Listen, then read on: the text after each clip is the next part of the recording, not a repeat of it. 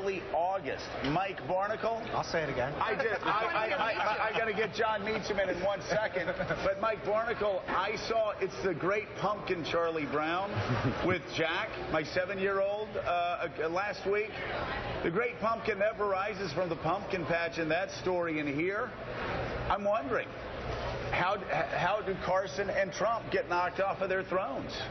Well, I think Ben Carson... We've been talking about this for 100 days now. I know. I have no explanation for Ben Carson. I have an understanding of the evangelical base. I do have an understanding of that. But I have no comprehension of why he has stayed up so strong so long.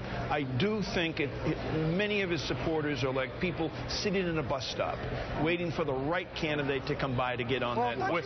We are actually hearing that. You look at polls, and Sam Stein, you have Trump's people saying they're not going anywhere. Carson's people, 80% of them say they could go elsewhere. So the theory that the pollsters say about these things is that these are free passes when you answer these polls at this juncture. As in, when you go into the voting booth, you have to make a different determination than when you talk to a pollster. And so it could very well be that Trump support's a little softer than this, or that Carson's support is a little softer than this, and that by election day they'll choose differently.